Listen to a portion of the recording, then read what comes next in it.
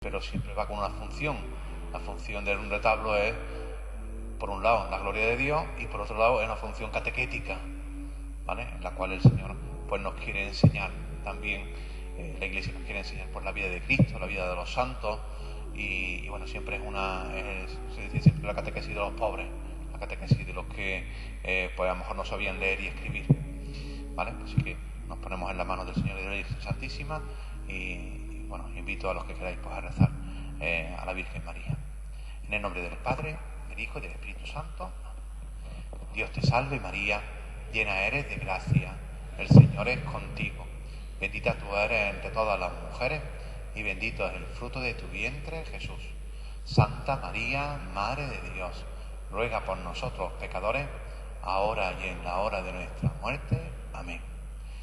Y bueno, presentar a Paco Salamanca es un poco paradójico, porque yo soy el que menos los conozco de los presentes.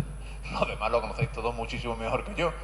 Ha sido maestro de algunos de vosotros, ha sido profesor, lo habéis escuchado infinidad de veces. Yo soy el que menos lo conozco, así que sí sé que, bueno, pues que es un gran experto, sí sé que ha profundizado mucho en la historia de Lucena, en la historia de San Mateo, en sus archivos. Sí sé que bueno, que es un gran aficionado, un gran profundizador de la historia, especialmente de nuestra ciudad, cronista, uno de los cronistas de la ciudad, me parece que también, ciertamente. Y bueno, esto surgió porque ya lo tenía preparado y le dije, oye, ¿qué te parece si no solamente lo presentas al mundo, sino que lo presentas también delante del retablo, que sería quizá una cosa muy bonita, y además creo que a todos nos sería muy enriquecedor? Así que solamente pues darte muchísimas gracias por esto, y bueno, yo espero que todos disfrutaremos mucho de tu presentación, ¿vale?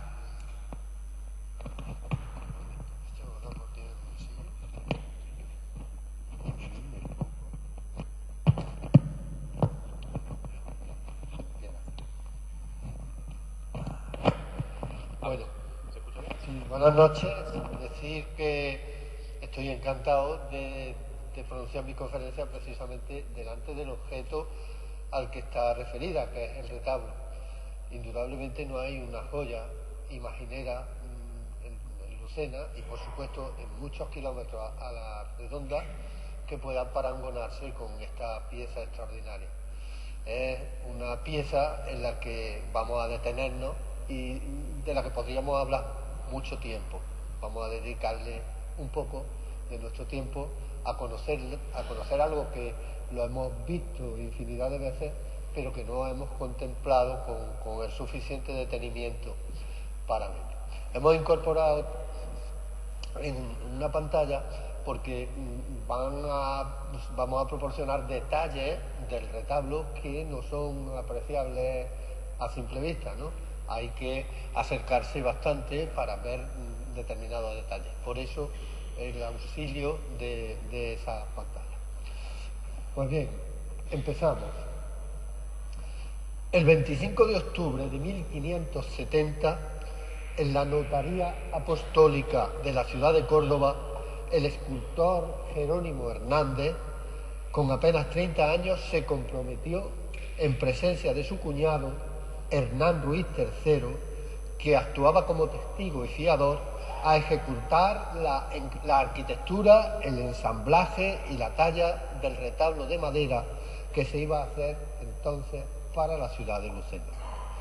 Se pretendía, con este contrato, reemplazar el viejo retablo, seguramente un retablo de estilo gótico, que acabó siendo emplazado en la iglesia de Santiago por otro más moderno. Bueno, más moderno entonces, ¿no? Era, digamos, la última tendencia, la última moda en retablo era en 1570. Y por supuesto estaba acorde con el estilo de los tiempos. Paso. Prácticamente a lo largo del siglo XVI, tres arquitectos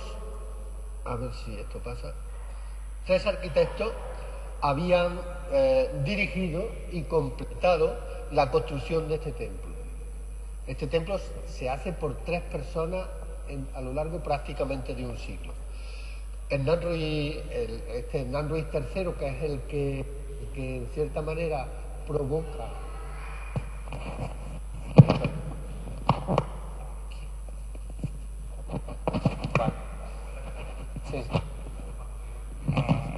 Vale, Hernán Ruiz III, que fue el que realmente provoca que se encargue a Jerónimo Hernández el retablo, era muy conocido en la parroquia, tanto él como su padre. Su padre también era arquitecto y su abuelo, que también lo era. Es decir, encontramos una saga de arquitectos, los tres se llamaban lo mismo, Hernán Ruiz, que trabajan como maestros mayores del Obispado de Córdoba y que reciben el encargo de construir esta iglesia.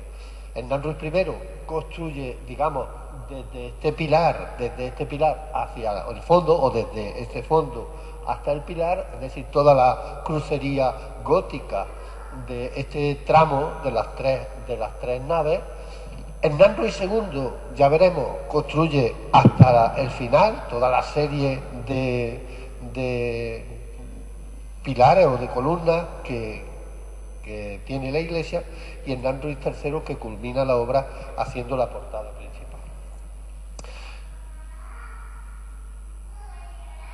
Pasa al segundo Hernán, como he dicho, pues puede adjudicarse la parte mudéjar y renacentista del templo, la serie de pilares que conectan la parte gótica hecha por su abuelo, por su padre, con los pies de la iglesia.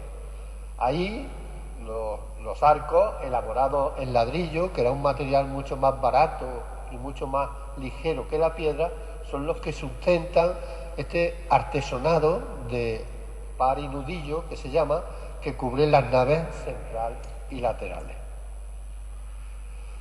A Hernán Ruiz II se debe sin duda la puerta de San Miguel, que tiene fecha, está fechada en 1544 y que está llena, pasa de interesantes detalles de tipo grutesco que anuncian el manierismo, en el que, por ejemplo, la imagen de San Miguel Arcángel es todavía de diseño gótico, pero está cobijada por un dosel que es de estilo manierista. Por último, a Hernán Ruiz III le corresponde la portada principal y última construida del templo. La conclusión del proyecto de la Plaza Nueva como tal no había existido desde entonces hacia atrás, porque lo que había era una enorme manzana de casas. Pues el derribo de la última casa que caía justamente enfrente de la puerta principal en 1618, lo derriban, se explana toda la plaza y al mismo tiempo se desvía el arroyo Maquedano, que también pasaba por la puerta.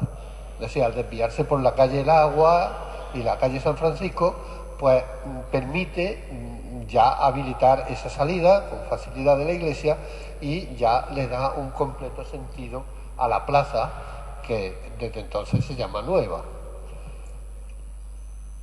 Pues bien, en el conjunto del retablo debemos distinguir entre la imaginería, es decir, el conjunto de imágenes que tiene, y los tableros, así se les llaman los contratos, los tableros, las escenas, en el que intervienen los protagonistas de la historia que ahí se cuenta, de distinguir esa parte del mueble en donde se inscriben todas esas escenas. La autoría de esa arquitectura, imaginemos que no están las imágenes, que no están las escenas, sino solo la arquitectura, es la que corresponde a Jerónimo Hernández. Era un escultor famoso, nacido en Ávila, casado con una hija de Hernán Ruiz II, es decir, que el que firma con el contrato en realidad es su cuñado. Y influye su cuñado, lo mismo que el padre, que muere prácticamente el año anterior, influye en que sea su yerno o su cuñado el autor del retablo. O sea que barren en cierta manera para la familia. Hay que reconocer que estaban eligiendo pues prácticamente el mejor retablista que había en Sevilla, donde se había afincado entonces, ¿no? Estaba, como digo, casada con una hija de Hernán Luis II y la influencia de esta familia de arquitectos sobre el clero de la parroquia, pues sin duda favoreció que fuera Jerónimo Hernández el que hace el retablo. Hernández fue el escultor y tracista de retablos más destacados del manierismo sevillano. Y el manierismo, en pocas palabras, puede decirse que fue el paso intermedio entre el Renacimiento y el Barroco. Por su parte, Juan Bautista Vázquez fue el autor de la imaginería. Ahora ya vemos el retablo completo, no solo el mueble, sino las escenas. Y las escenas, como digo, corresponden a Juan Bautista Vázquez, que fue el autor. Vázquez y Hernández eran maestro y discípulo, respectivamente. Pasa. Y son los autores de este extraordinario conjunto. Fijaros, yo he traído dos imágenes, una de Hernández y otra de Vázquez, para que veáis que hay una gran relación estilística entre los dos, entre el maestro y el discípulo. He elegido prácticamente el mismo tema, la Virgen con el Niño, y ahí vemos el contraste, hay un ligero contraste entre la obra del maestro y el discípulo. Entre los dos hacen este retablo. Y naturalmente hay que tener en cuenta que Juan Bautista Vázquez, el autor de la imaginería de este retablo, es el que inicia lo que podríamos considerar, y es muy importante, la escuela sevillana de escultura. Y entre los dos unidos son los que proporcionan la unidad estilística que tiene este retablo y que le proporciona armonía al conjunto. En 1570, Jerónimo Hernández presentó, ya se había firmado el contrato, entonces presentó a los clérigos de San Mateo, pasa, por favor, un proyecto que no es este, pero que se aproxima un poco a ese que estamos viendo en la pantalla. Es el retablo de la iglesia de San Aciclo y Santa Victoria en Laiciego, en Álava. Explico cómo iba a ser el retablo, porque se parece mucho a lo que es ese. Mirad, tenía que estar amoldado a la cabecera del templo. Efectivamente, estaba amoldado a la cabecera del templo. Estaría rematado por un arco de medio punto y dividido horizontalmente en dos cuerpos. Ahí lo vemos. Partidos por columnas en tres calles. La imaginería sería la siguiente. Es decir, el proyecto primero era el siguiente. Iba a tener estas imágenes. En la calle central, entre el segundo cuerpo y el remate, iría la figura de Dios Padre, que aquí está, pero no está donde estaba proyectado. Las calles laterales culminarían con unos tondos, es decir, digamos, escenas enmarcadas en un círculo, unos tondos con representaciones de profetas. El número de escenas sería de 8. Naturalmente, su tamaño debía ser mucho mayor que las que hoy contemplamos, porque claro, ahí hay muchas más de 8. Ahí hay 12, hay 4 más. Por lo tanto, al aplicar este nuevo proyecto, debieron reducir el tamaño de la escena. 4 irían en la calle central. Iría San Mateo, como efectivamente va, la Asunción también, Dios Padre, está mucho más alto, y el Calvario. No aparecía en ese proyecto inicial la Resurrección, que la vemos en la calle central. Y las otras 4, 2 en cada calle lateral. El sotabanco, es decir, la parte más baja del retablo, esa fila, esa línea horizontal de la parte más baja del retablo, se representarían los evangelistas y 2 santos. Es lo que hay en este. Así pues, este retablo que vemos ahí es el que se aproxima, claro, cambiando la iconografía y los artífices, al que pudo haber habido aquí. Sin embargo, pese a haber iniciado Juan Bautista Vázquez la talla de algunas escenas, el proyecto fue sustituido por otro más ambicioso, con notable aumento de escenas, como vemos, y figuras. Este proyecto fue finalmente contratado el 24 de noviembre de 1572, hace prácticamente 450 años, en un taller sevillano, porque los artistas vivían en Sevilla, el taller sevillano de Mateo de Almonací. Este cambio de proyecto justifica las diferencias entre determinados tableros, determinadas escenas, y el forzado ajuste de algunas a los huecos labrados por Hernández. Nos veremos con más detenimiento cuando llegamos a ella. Según este contrato, el material a emplear en esculturas y escenas sería pino de Segura, y para las piezas pequeñas del conjunto, a ser posible, se usaría el cedro de Indias. La obra sería elaborada en Sevilla, entregándose en 4 fases, debiendo estar terminada en el plazo de 2 años. Corría de cuenta de los escultores el traslado a Lucena y el montaje. El precio se estipuló en 1.500 ducados, de los que se abonarían 300 en el momento en que el escultor diese la fianza, y los 1.200 restantes en 4 plazos de otros 300 ducados, coincidiendo con intervalos de 6 meses a medida que se entregaban las piezas. Pasa. 7 años después, en noviembre de 1579, Jerónimo Hernández había concluido la arquitectura del retablo, por lo que el artífice suplicó al obispo de Córdoba, se llamaba Martín de Córdoba, la designación de un tasador para que, junto con otro de su parte, valorase el trabajo. Rogaba también al prelado que ordenara que se le indemnizase del aumento del costo del traslado del retablo desde Sevilla a Lucena. Así lo decretó el diocesano, nombrando como perito a Juan de Orea. A ver si no me he perdido. Al perito a Juan de Orea. Y el obispo ordenó que se presentara ante él con la tasación tanto de la madera como del trabajo de Hernández. También ordenó a Martín de Castro y a Hernando del Pino, que era entonces el vicario de esta parroquia, a que estuvieran presentes en la tasación.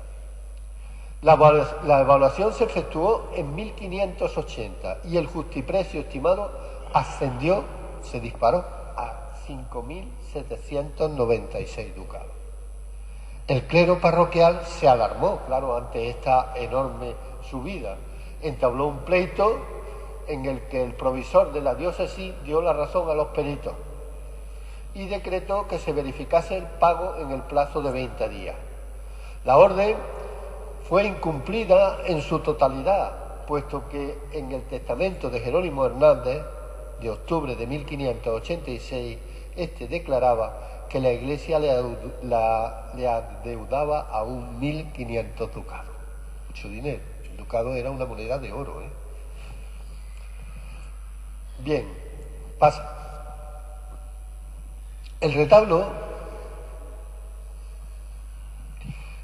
permaneció casi 30 años en la madera, en crudo, hasta que mediante contrato firmado en 1598, el pintor lucentino Antonio Moedano se comprometió a dorarlo, estofarlo y pintarlo. Según costumbre, una de las condiciones del contrato era que una vez concluida la obra se nombrarían personas expertas que lo tasasen para, conforme a su dictamen, pagar al artista. Sin embargo, la tasación no llegó a realizarse, sino que para ahorrar costas, por orden del marqués de Comares, se le ofrecieron 6.500 ducados por todo, cantidad que Moedano aceptó. Para ejecutar su labor, Moedano alquiló un local amplio cercano a la parroquia, convirtiéndolo en taller, y desmontó el retablo para actuar con comodidad sobre las piezas. El proceso incluía el dorado en oro fino, sobre el que el pintor aplicó todo tipo de matices, punteados, graneados, esgrafiados, y en los casos en que era necesario, sobre este oro diseñó los tejidos de las túnicas y mantos de las imágenes, dejando pasar los brillos dorados del fondo. Los tejidos que revisten la figura presentan tal minuciosidad y riqueza de diseño que no hay dos iguales en todo el conjunto. Pasa. Moedano realizó algunos trabajos más para la parroquia. Además de pintar algunos lienzos hoy desaparecidos, decoró con frescos los espacios entre la crucería de la Capilla Mayor, allá arriba. También doró y pintó un túmulo que el marqués regaló más tarde a la iglesia. Los grandes blasones o escudos los vemos allí en las naves laterales que decoran las cabeceras de ellas. Y encarnó y policromó la imagen de San Pedro, tenemos allí, de aquel altar, una imagen fantástica de Pablo de Rojas, pues la doró y la policromó también Moedano. Finalmente, que se conserve aquí, fue el que hizo los diseños para el fantástico estandarte de Nuestra Señora de la Cabeza, que en aquellos marcos escoltan, digamos, la salida de la iglesia a la calle de la. Pasa. Ahí. El conjunto del retablo, como veremos al acercarnos a sus detalles, presenta pérdida, tiene pérdida, rotura, por desprendimiento o por rotura. Estas causadas principalmente por los choques con estructuras u objetos necesarios para el culto. A lo mejor se montaba algún altar y le daban un porrazo los sacristanes cuando lo montaban, y por los que involuntariamente también se producían en las maniobras para iluminar el conjunto. Pues claro, ahora lo vemos perfectamente, y luz eléctrica, pero cuando no había luz eléctrica, ¿cómo se veía el retablo? Bueno, no se veía, en general se veía poco, pero se iluminaba en las grandes ocasiones a base de tacillas de aceite, lo que se llamaban antiguamente mariposas. Una tacita con aceite, una mariposa se encendía, y se colocaban en todas las cornisas del retablo. Para eso se colgaban de la crucería de la bóveda, se colgaban unas especies de pequeños andamios, columpios, vamos a imaginar un columpio. En su tabla los sacristanes se sentaban y eran izados, y allí iban colocando las casillas, sentados sobre esa especie de columpio. ¿Todo?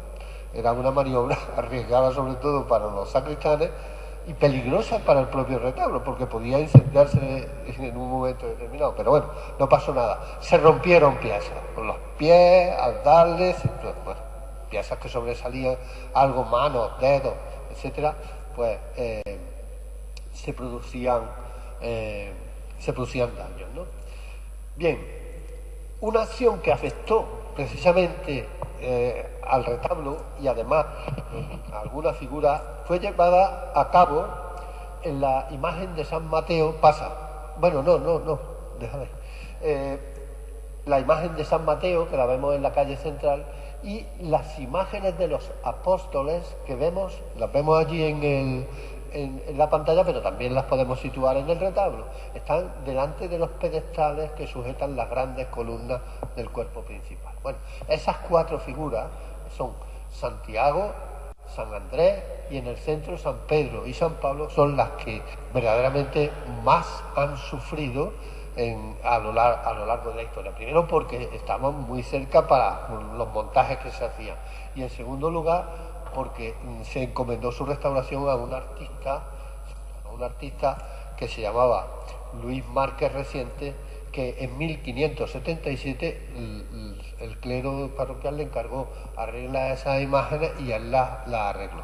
Le puso ojos de cristal y le cambió las magníficas policromías con que lo había vestido Moedano, las cambió por las que él quiso, y entonces encontramos cosas verdaderamente espantosas en las policromías de esas imágenes en concreto. Las vistió al estilo rococó, es decir, le dio un paso de 3 siglos a la vestimenta de estos santos. La última restauración que muchos podemos recordar, patrocinada por el Ministerio de Cultura, esto no hace mucho tiempo, e iniciada en el siglo actual, consistió exclusivamente en la limpieza y en algún caso en la consolidación de determinados elementos que amenazaban con desprenderse. Estos trabajos devolvieron al retablo las líneas y los volúmenes, los brillos y los colores que les habían otorgado sus artífices, y estuvieron dirigidos por una doctora en restauración, doña Ana Carrazón. Concluyeron muchos de ustedes pueden acordarse, en el año 2002. Pasa. Como he indicado, estilísticamente el retablo se encuentra a medio camino entre el Renacimiento y el Barroco. Su serena gracia manierista, que une diseños de la escuela imaginera castellana, patente en las escenas labradas por Juan Bautista Vázquez, cuyo estilo anuncia a Juan de Mesa o a Martínez Montañés, y los diseños de Jerónimo Hernández del marco para estas esculturas, que están más ajustados a los cánones de la arquitectura y la estatuaria romana y la influencia de Miguel Ángel. Y aquí, entre los dos artistas hay parecidos, pero también hay diferencias. Uno es más castellano, el autor de las imágenes, y otro es más moderno, más italiano, más de la escuela italiana. No obstante, todo en el retablo es armónico, sin que predominen las formas constructivas sobre las decorativas. Constituye una equilibrada obra de arte que refleja en apretada síntesis toda la exposición de la fe cristiana, sin que falten los inevitables lazos entre el Antiguo y el Nuevo Testamento. Paso. El retablo, para seguirlo, puede dividirse en sentido vertical en calles y en sentido horizontal en cuerpos. Su estructura es, pues, claramente de 4 cuerpos: sotabanco, la parte inferior; banco, la siguiente, donde está San Mateo, en el centro; cuerpo principal, que tiene, digamos, 2 subcuerpos horizontales; y remate, la parte superior. Estos cuerpos están divididos en 5 calles, separadas por distintos elementos: ménsulas, en el caso del sotabanco; pedestales, en el caso del banco; columnas, en el caso del cuerpo principal; y el ático, también dividido por columnas, excepto ya que el ático tiene solo 3 calles, pues la parte que se pierde al reducirse la curva de la bóveda, pues lo hace mediante ese frontón roto, ¿no? Está partido para que entre el cuerpo hacia arriba. Pasa. Tanto los enmarques de los tableros elaborados por Vázquez como las distintas columnas, los capiteles, las caras de las pilastras, ménsulas y pedestales de las figuras exentas fueron adornadas por Hernández con los llamados grutescos. Los vemos ahí en los detalles de la pantalla, porque no nos podemos acercar todos a la vez para verlos de cerca en el detalle. ¿Qué eran los grutescos? Los grutescos eran motivos decorativos que aparecieron en Roma. En unas excavaciones se descubrió lo que llamaban la Domus Aurea de Nerón, la casa dorada, la casa de oro de Nerón. Y entonces estaba decorada con pinturas que, como estaban en un subterráneo, porque la excavación fue hacia abajo, pues aquello le llamaban grutas y le pusieron de nombre grutesco. De aquello se hicieron, digamos, multitud de diseños, multitud de dibujos que se repartieron, corrieron por toda Europa, y la gente los imitaba, decoraba con esos grutescos. Pues el retablo está llenito de grutescos, precisamente en las partes menos visibles, es decir, los costados de los pedestales, los techos de las escenas, están llenos de esos grutescos. ¿En qué consiste? Pues los grutescos lo que permitían era una gran libertad a los artistas. Ya no se tenían que ceñir a un modelo estricto, sino que inventaban. Normalmente representaban la figura humana, muchas veces desnuda.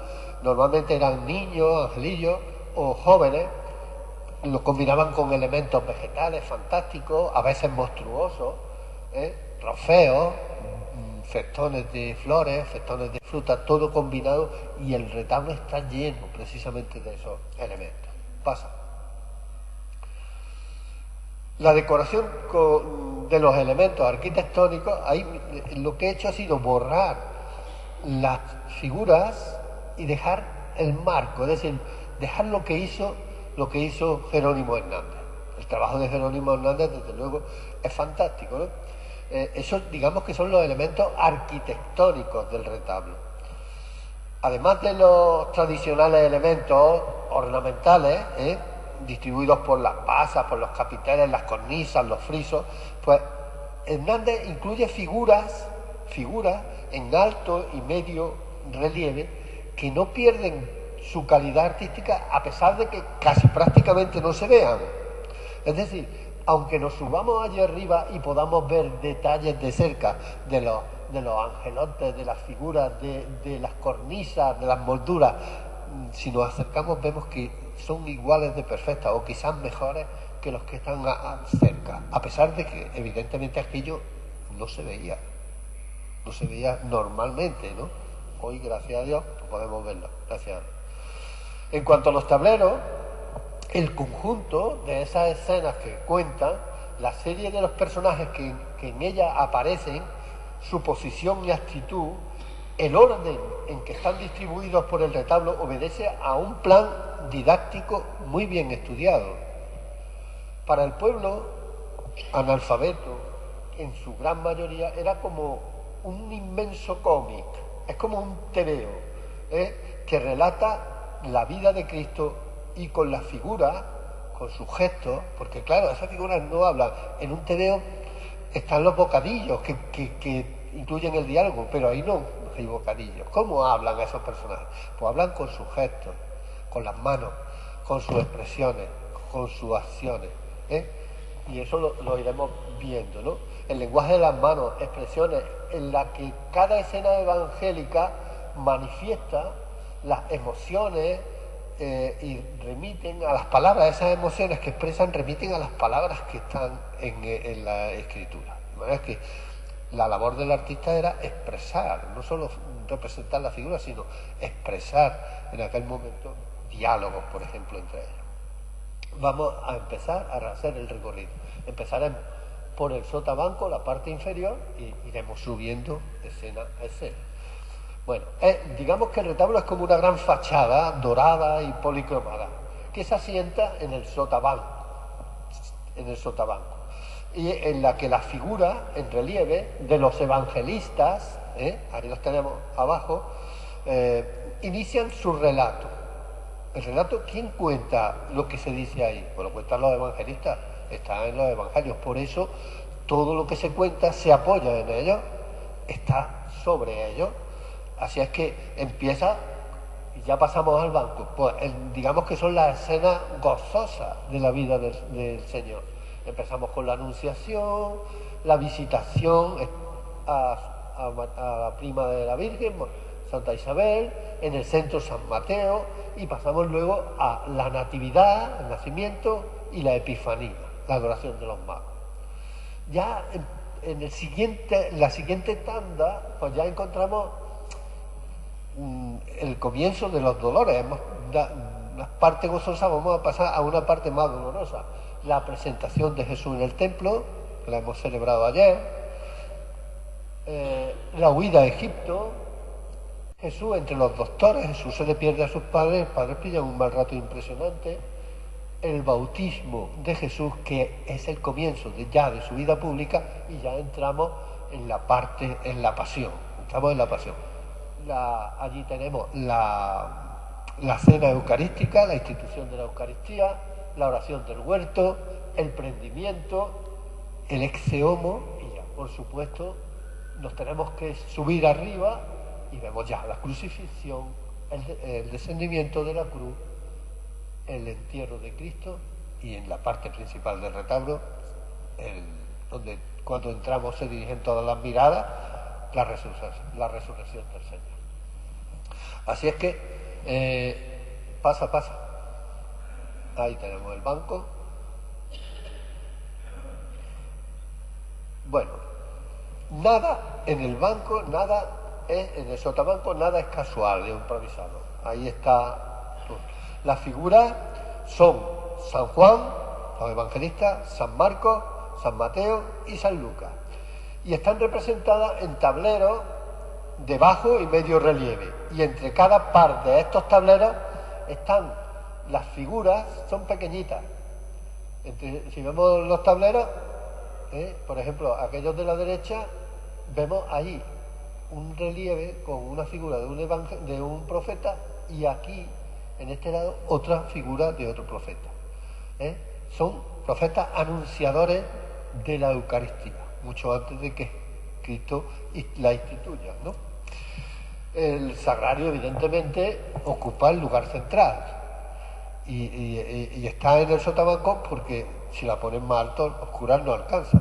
Quiere decir que tiene que estar accesible y en un sitio importante. Por lo tanto, ahí tenemos el sagrario. Cada figura de los evangelistas se plantea algo que se representa mucho en el Renacimiento, que son las tres edades del hombre y de la mujer, evidentemente.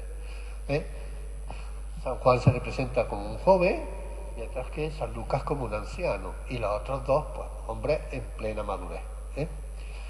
Bien, nos vamos a ver el sagrario.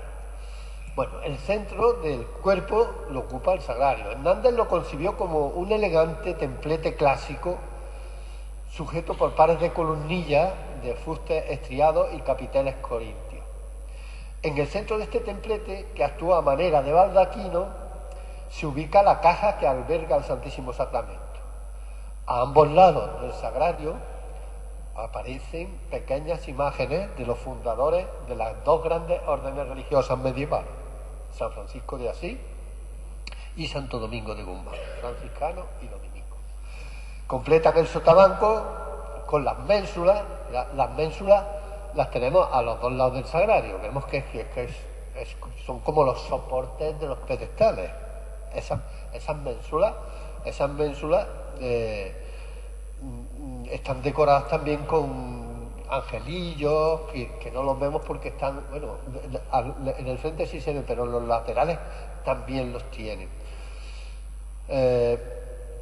San Juan y San Lucas, las de los extremos, están representados en tondos, mientras que San Marcos y San Mateo están representados en tableros rectangulares. Vamos a irnos a ver a San Juan. San Juan, como San Lucas, ya he dicho, están representados en un tondo o círculo enmarcado por un tablero rectangular en cuyas esquinas se encuentran unos graciosos, muy bonitos angelillos. El evangelista San Juan pasa. Ahí lo tenemos. El evangelista San Juan está representado como un efebo. Un efebo es un chico guapo en Grecia, un chico guapísimo, imberbe y prácticamente de perfil, con la cabellera revuelta, vestido con una túnica de rico brocado y envuelto en un manto rojizo que enmarca su figura. En su regazo se despliega un rollo al que mira al que mira atentamente, en el que está escrito el comienzo de su evangelio. Pone: in principio era verbo. En el principio era el verbo. Bueno, le acompaña la figura que lo simboliza, el águila. Voy a beber un poco de agua.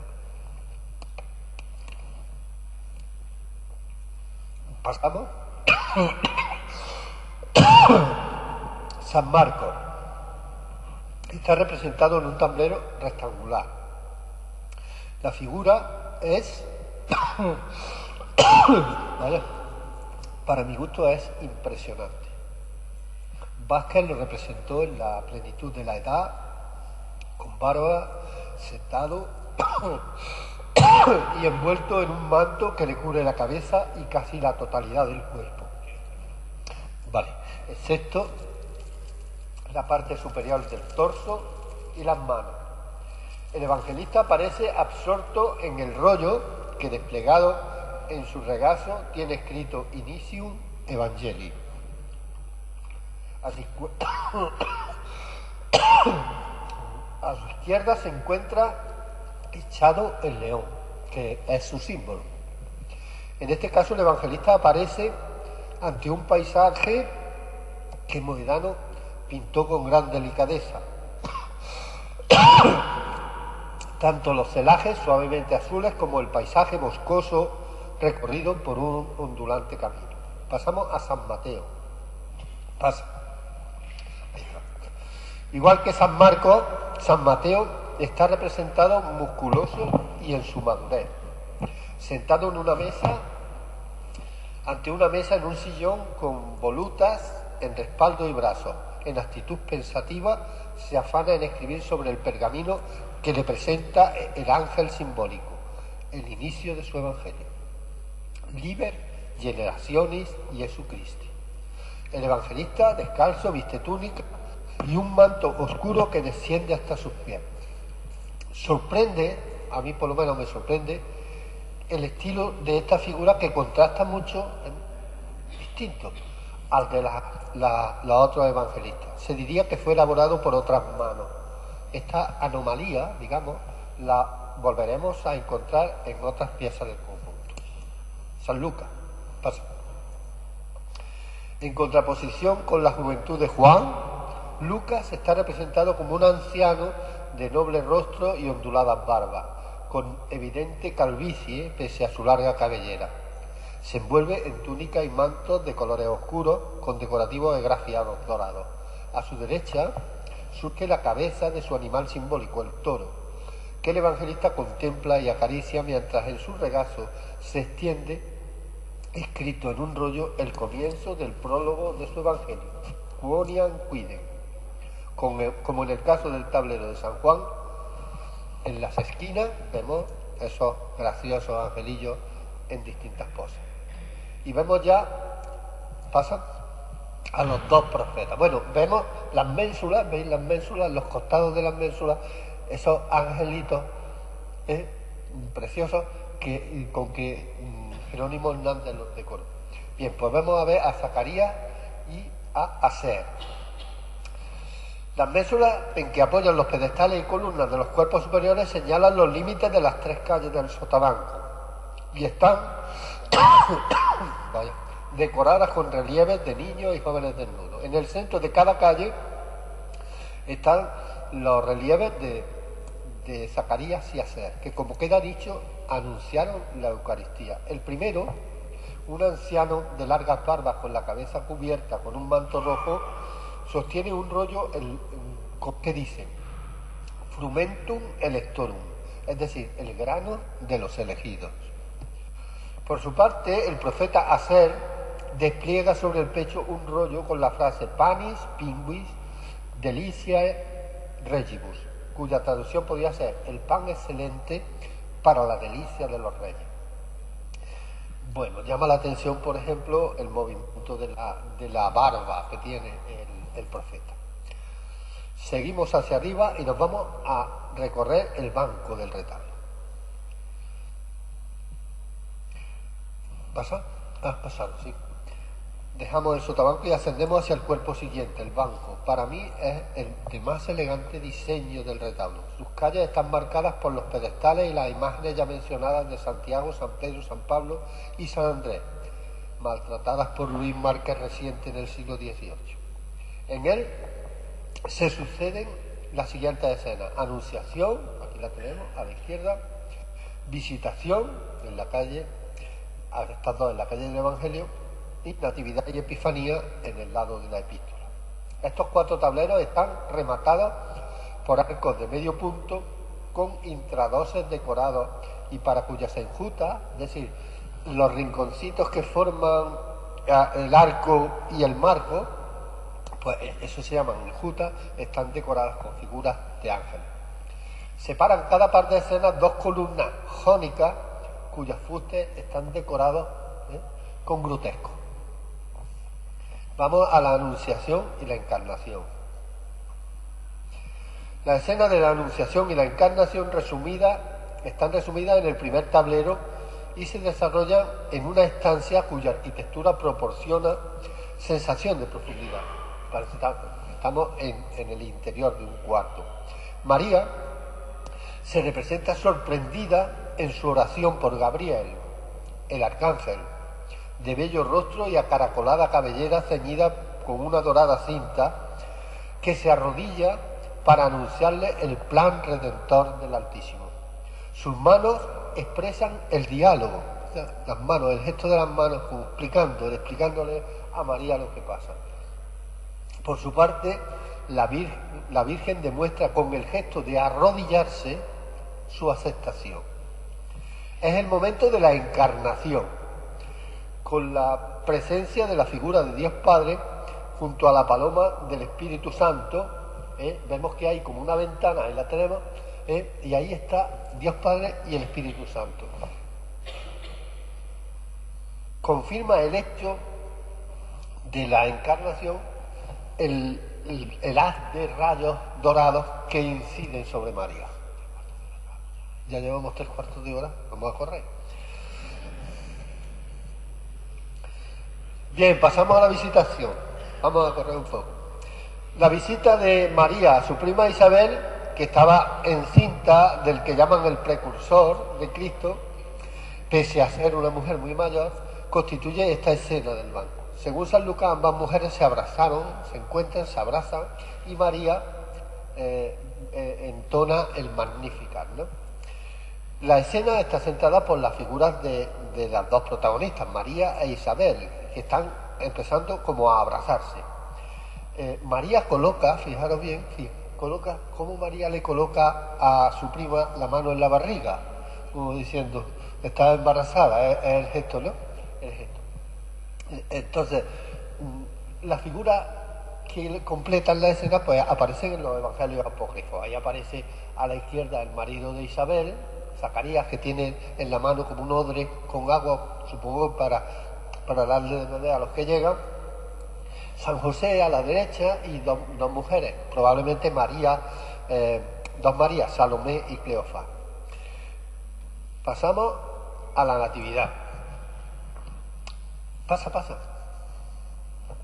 No, ahora, ahí está la Natividad.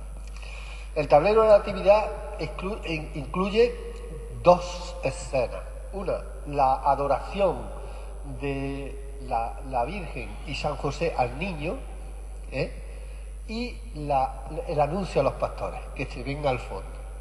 El niño está representado puesto sobre una especie de piedra, cubierto con una sábana, y hace como un gesto absolutamente de bebé, ¿no? De chuparse el dedo, ¿no? Al fondo, a la derecha, se ven la mula y el buey, y el artista ha incluido el anuncio a los pastores. Se ven en el campo y en el cielo, en una especie de rompimiento de gloria, pues aparecen unos ángeles que llevan una cinta donde pone gloria a Dios en el cielo y paz a los hombres de buena voluntad, en latín. Pasamos a la Epifanía. Ahí. El tablero de la Epifanía fue el más caro del conjunto, se valoró en 100 ducados. En la escena, Vázquez dispuso a la derecha a María como trono de gloria que sostiene a su niño, un niño que aparece desnudo, más o menos puede tener ahí 1 año y medio o 2 años. Ante él, Melchor se arrodilla tras haber depositado en el suelo a los pies de la Virgen el turbante y entregándole, le presenta también la ofrenda. El mago, que tiene la cabellera, hace como ademán de querer tocar al niño, hace un gesto como de quererlo tocar. Por su parte, Gaspar, revestido con un manto rojizo, dirige su mirada a Jesús y se dispone a descubrirse la cabeza en señal de respeto, mientras que Baltasar, que se ve ahí, a la izquierda, observa y señala la estrella. Vamos a subir un escalón más en el retablo y nos vamos. No, San Mateo y el ángel, que se nos olvidaba. Bueno, San Mateo, ya sabemos que este hombre, marca reciente, le cambió la túnica, le ha puesto una túnica rococó y ahí lo tenemos, le ha puesto ojos de cristal. Pero no le quitó esa pose y ese aspecto que le proporcionó Juan Bautista Vázquez, ¿no? Si nos fijamos bien, la cabeza de ese San Mateo nos recuerda al Moisés de Miguel Ángel.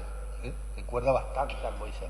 Bueno, está representado con su ángel, con el ángel que el símbolo propio que le está sujetando un tintero donde él va a mojar la pluma para escribir el Evangelio.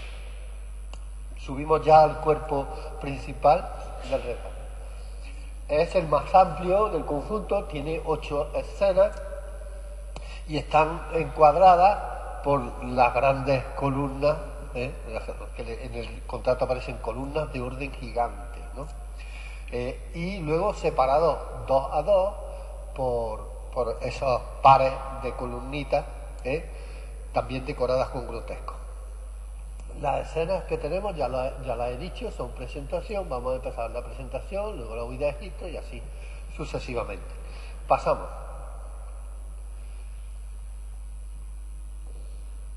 Presentación de Jesús en el templo. Ahí. Para la escena de la presentación de Jesús en el templo, Vázquez dispuso algunos elementos arquitectónicos para que se vea, hay como un arco, y para que se vea que están en el templo, y presenta el momento en que María ha entregado el niño al sacerdote, que trata de colocarlo sobre el altar, a lo que Jesús parece que se resiste, no quiere que se resiste dramáticamente mirando a su madre. Centra la composición la figura de María afligida por las palabras premonitorias, una espada te atravesará el corazón, le habían dicho por culpa de este niño, ¿no? Y en la mano izquierda lleva una vela, la vela de la Candelaria, precisamente, alude a eso, ¿no? Mientras que una criada que está arrodillada a su lado presenta en una cestilla las 2 tórtolas de la ofrenda.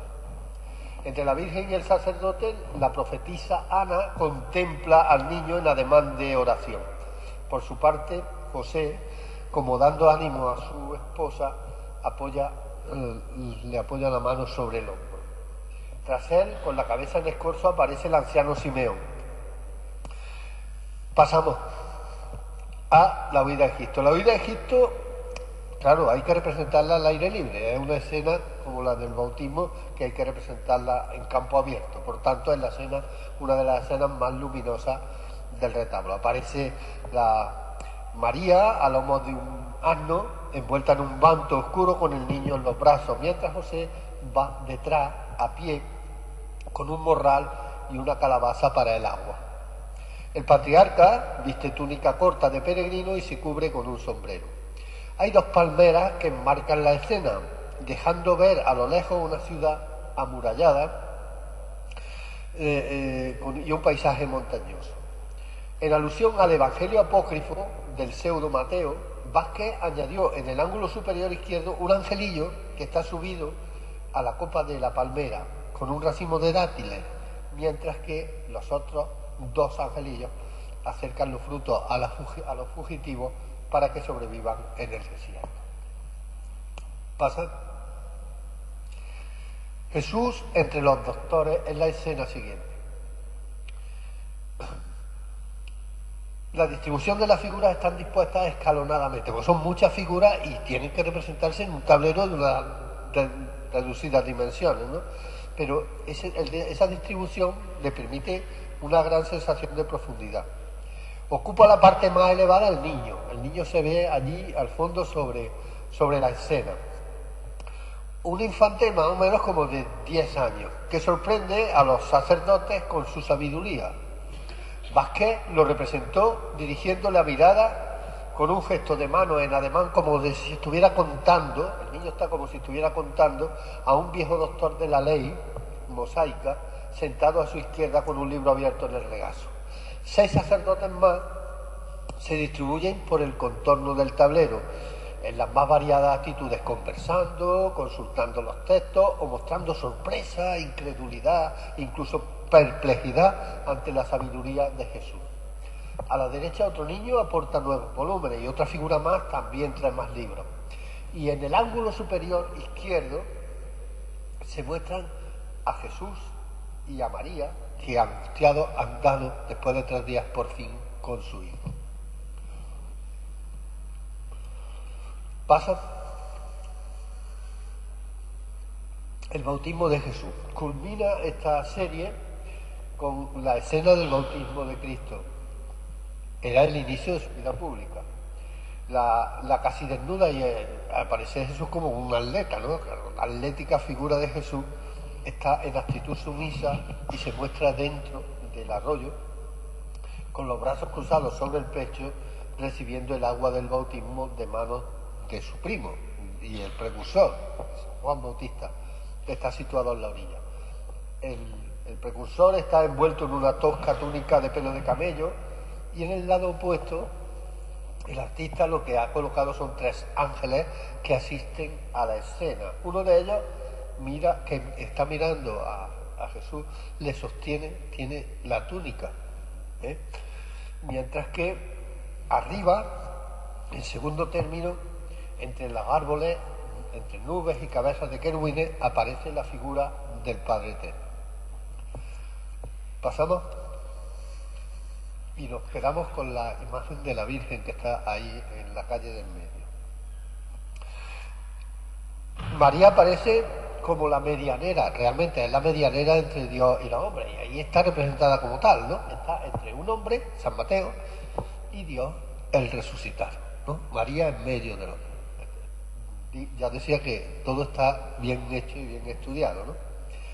Es la única escultura exenta del conjunto que no se corresponde con lo que se había fijado en el contrato. El contrato se había fijado otra cosa, no era exactamente así. Así es que cuando se trajo la imagen le pusieron reparo. Dijo, oye, aquí faltan cosas, ¿qué falta? Faltan unos ángeles. Tienes que colocarle unos ángeles de bulto. Y se los colocaron, pero no los tiene. Así que debieron perderse en algún momento. Es una imagen sencilla, está representada con una toca blanca decorada con franjas. Juan Bautista Vázquez la envolvió con una túnica sin ceñidor y la corona que tiene es una corona de plata, pero de época, es decir, es probablemente el momento en que se hizo el retablo. ¿Pasa? Bueno, ahora empieza ya la pasión. Jesús en su última cena. Jesús está representado ante un fondo neutro, como una especie de dosel, y ante Jesús hay una mesa rectangular en torno a la cual se sientan 13 comensales. Ha metido 13 figuras en esa escena. Sobre el mantel se hallan el pan ácimo, el cordero, y ante Jesús un manojo de hierbas amargas en alusión a su futuro inmediato. En torno se sientan los discípulos dialogando, atentos a las palabras del maestro, o en el caso de los situados en primer plano, vueltos, mirad, los que están nos están mirando, están vueltos hacia el espectador, ¿no? En el centro Jesús, con una aureola en torno a la cabeza, envuelto en una túnica, bendice el pan que sostiene sobre el pecho. A su derecha, el joven Juan se apoya en la mesa con la cabeza sobre el brazo, vencido por un sueño. Judas, que se lleva la mano al rostro, lo tenemos a la izquierda, es el primero de la izquierda. Ahí está Judas. Se lleva la mano al rostro, aparece de espaldas a Jesús y mirándonos a nosotros. Sobre el mantel a Judas le delatan el salero, el cuchillo y las piernas cruzadas. Era un síntoma antiguo de que era una mala persona, cruzar las piernas. Por eso lo ha puesto con las piernas cruzadas, ¿no? Así es que es curioso también cómo el apóstol que está enfrente lo está señalando. Lo está señalando con el dedo, está diciendo, este es. Así es que hay que pararse un poquitín en la escena. Mira, esa escena parece como muy agobiada. La cabeza del Señor está dando en la parte de arriba. Esto quiere decir que esa es una de las escenas que debieron recortarse para adaptarla al nuevo proyecto. Y hay además otras escenas que tienen las mismas características. Voy a decir cuáles son y las vais a notar inmediatamente. Porque además las proporciones de las figuras varían. Por ejemplo, el bautismo. Si observáis el bautismo, la figura de Jesús es mucho mayor que la que hay justamente por encima, que está Jesús casi en la misma posición, ¿la veis? En el ese hombro. Son figuras más pequeñas, quiere decir que ya esas se adaptaron a las nuevas medidas. Las que, por supuesto, estaban hechas y debieron reducirse fueron esas, hemos dicho, de la cena eucarística, la oración del huerto, que está al lado. Fijaros bien, la figura del prendimiento, que grandes son las figuras en proporción con las restantes, el bautismo y el que hemos dicho de Jesús entre los doctores. Esas figuras son del primer proyecto, que luego se recortan y se adaptan a la segunda. Vamos a la oración del huerto.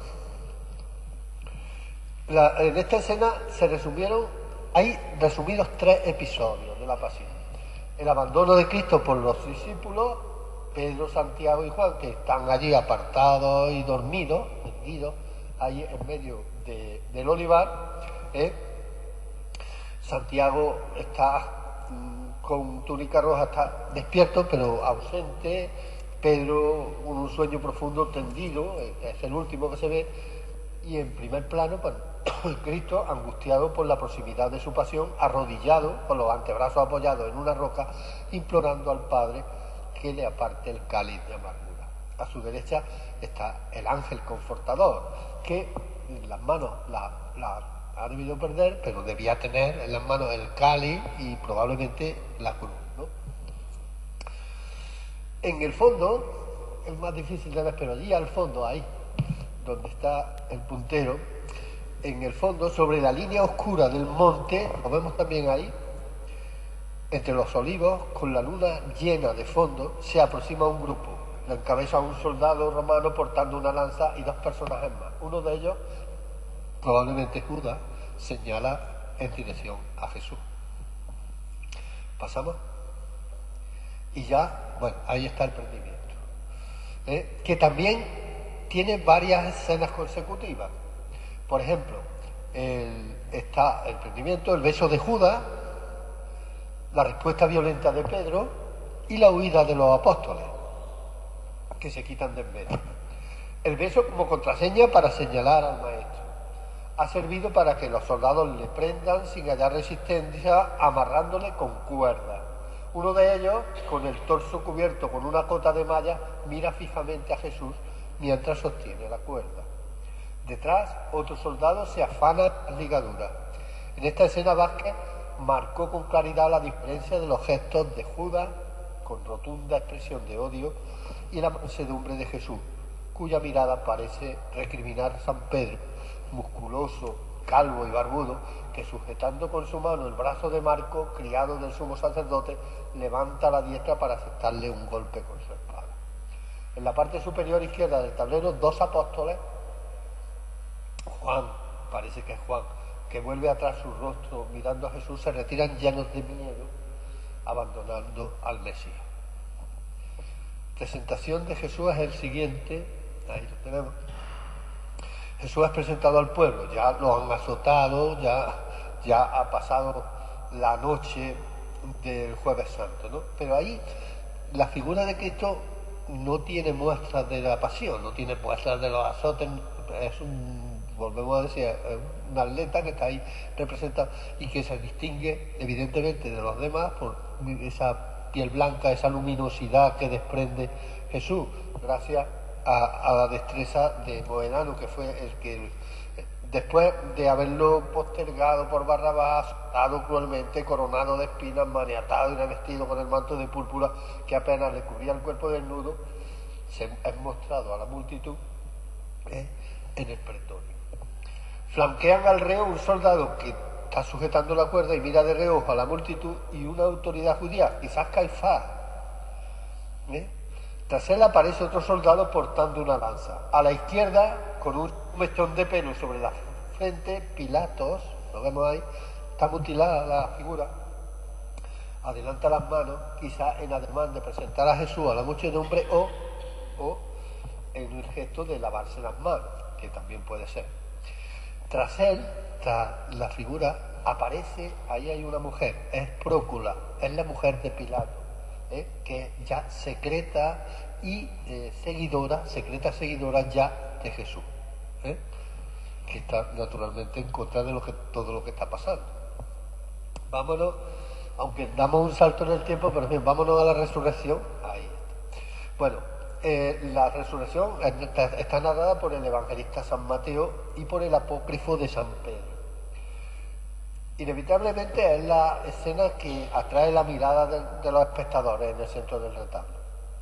Siguiendo el texto apócrifo, Juan Bautista Vázquez expresó el triunfo de Cristo sobre la muerte en esta composición dividida en dos planos: el superior o sobrenatural, en el que el imaginero situó a Jesús ascendiendo en el aire desde el sepulcro, y el terrenal, en el que distribuyó los soldados que montan guardia en diversas actitudes, de sorpresa ante el prodigio o de ausencia, porque están dormidos. Con la figura del soldado que de espaldas al espectador parece mirar atónito la ascensión de Cristo, Vázquez consiguió una extraordinaria sensación de profundidad, acrecentada por la sombra que proyecta sobre el sepulcro del que emerge luminoso el resucitado, envuelto en un ondulante paño rojo.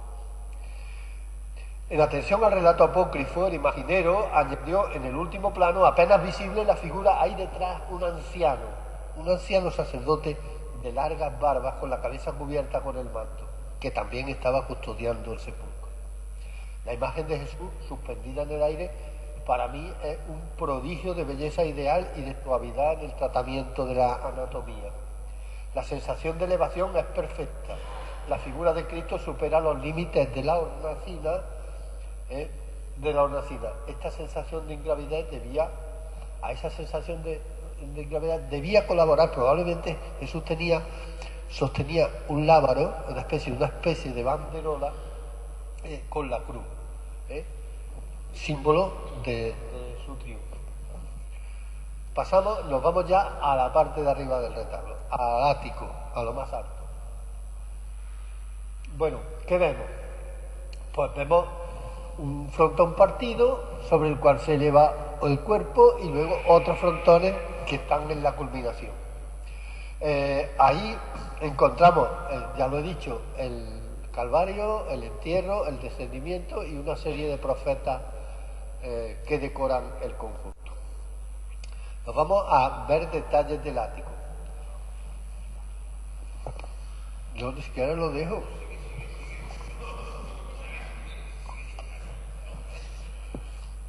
Bueno, vamos a pasa ahí, nos vamos a ir ahí. Vamos a irnos al Calvario. Pasa.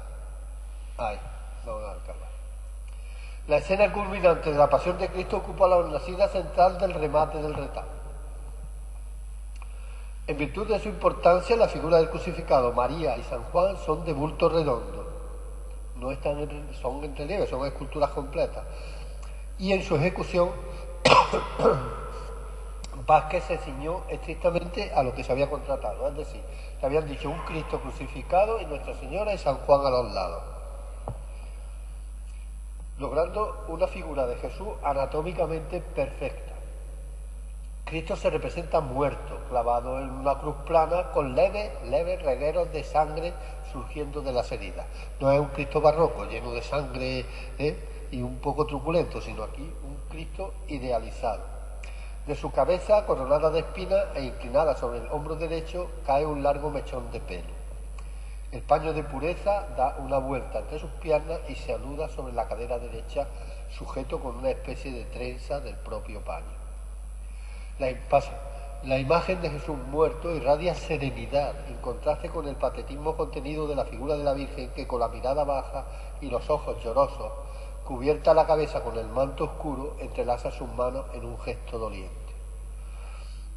Completa y equilibra la composición la figura del joven San Juan, que con expresión dolorida dirige la mirada hacia el Maestro. La delicada inclinación de las cabezas de María y de San Juan hace converger las líneas compositivas en el rostro de Jesús, rompiendo en cierto modo el estatismo de la escena. Vamos al descendimiento de la cruz. Tanto el tablero del descendimiento como el del entierro de Cristo aparecen en tonos elípticos. Los vemos ahí, en unos tonos elípticos enmarcados por molduras elaboradas con diferentes tallas. El descendimiento Una vez obtenido el permiso de Pilato, José de Arimatea y Nicodemo, como miembros del Sanedrín, mediante sábanas y escaleras, bajaron de la cruz el cuerpo de Jesús. En la escena, la acción ya ha sido ejecutada, ya han bajado al Señor.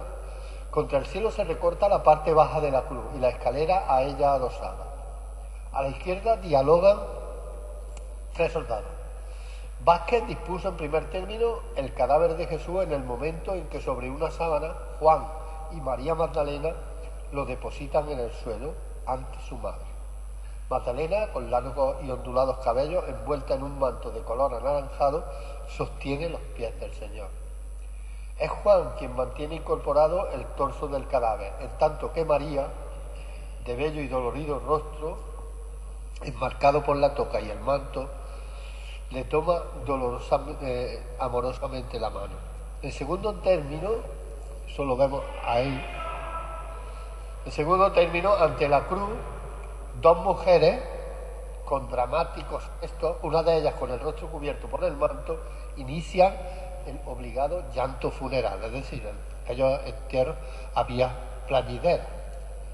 A la derecha, José de Arimatea y Nicodemo conversan envueltos en paño. Uno de ellos, en un insólito gesto de triunfo, levanta la corona de espinas. Vamos al entierro del Señor. El sepulcro es probablemente una de las más bellas escenas del conjunto de relieves del retablo, tanto por la delicadeza de su factura como por el equilibrio de la composición. Está representado, hay en ese tablero 11 personajes, en el instante en que el cuerpo de Jesús es depositado en la tumba, por José de Arimatea, ayudado por 2 ángeles, y por María Magdalena, que sostiene el cadáver por los pies. El rostro de esta mujer en primer plano muestra su bello perfil y su larga y ondulada cabellera. Tocada con una especie de caperuza, asiste con gesto dolorido al sepelio, y más en segundo término, la Virgen, transida de dolor, se desmaya sobre el hombro de San Juan. Destacan, además de la anatomía del cuerpo de Cristo, representado en un bello escorzo, 2 ángeles que sostienen entre sí un diálogo misterioso, unidos en la dolorosa tarea de introducir el cuerpo del Señor en la sepultura. 2 figuras más, mujeres cubiertas con velos, completan el conjunto de personajes que asisten al entierro. Quedan los profetas Isaías y Jeremías, que son esculturas que están ahí. Son esculturas que, por ejemplo, Isaías es el profeta que anunció con toda fidelidad la pasión y muerte de Mesías, y Jeremías, el profeta de la expresión del sufrimiento y de la incomprensión. Aparecen barbudos, uno con una túnica más larga que otra, están mutilados, especialmente Jeremías mutilado porque probablemente perdió el rollo de sus profecías, donde estaban escritas sus profecías, en cualquiera de los accidentes que debió sufrir el retablo. Y luego en los tondos que hay a los lados, ya en los extremos, esos tondos están representados Ezequiel y Daniel. Están representados de busto, en medio de un marco magnífico, y el Ezequiel es el profeta que anunció la maternidad virginal de María, mientras que Daniel es el que anuncia la resurrección de Cristo. Es considerado el más joven de los profetas y está representado casi un poco de espaldas al espectador, hacia el que vuelve el rostro. Quedan la alegoría de la fe y de la esperanza, que están situadas justamente, son unas figuras femeninas doradas que están justamente en los extremos, y que falta la tercera de las 3 virtudes teologales, la caridad, ¿no? Y la caridad es que realmente debía estar en el centro, justo por encima de donde está el crucificado. Hay como una especie de escudete ahí rojizo, y ahí debía estar probablemente la paloma del Espíritu Santo como representación de la caridad del amor, ¿no? Pero claro, debió haberse perdido. Las figuras femeninas no se identifican probablemente en el lado del Evangelio, estelas la fe, y en el lado de la epístola esté la caridad, y en el centro, danza, y en el centro la caridad. Pero bueno, nos vamos ya a lo alto del todo. Dios Padre. Finalmente, en la culminación del retablo, sobre la cornisa del frontón que le sirve de remate, en clara alusión a su omnipresencia y permanente vela sobre el mundo, Vázquez situó el busto de Dios Padre. Está representado, lo vemos ahí, como un anciano de rostro severo y enérgico, de largas barbas y cabelleras blancas, que alza su diestra en un gesto de autoridad, mientras que apoya la mano izquierda en señal de protección sobre el orbe, en referencia a su carácter de creador y conservador del universo. Su presencia sobre el símbolo del Espíritu Santo, hoy perdido, y más abajo el Hijo crucificado, mostrarían a los fieles el misterio de la Santísima Trinidad: el Padre, la paloma que sería el Espíritu Santo, y el Hijo. Bueno, pues eso es todo. El retablo tiene mucho del que hablar, pero bueno, he hablado, creo, demasiado y he abusado mucho de ustedes. Les agradezco su atención y bueno, ya espero que a partir de ahora, cada vez que vengan, miren el retablo con otros ojos. Muchas gracias.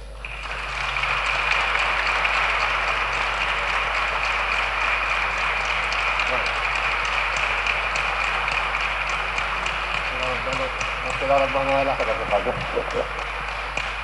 Ahora, si alguien quiere, vamos y nos cerramos, alguien quiere subir a acercarse, poder hacer el retablo de cerca, y por supuesto, otra vez el portal, pues, ha dado, y por mí podríamos tener mucho rato, pero yo entiendo que la gente al final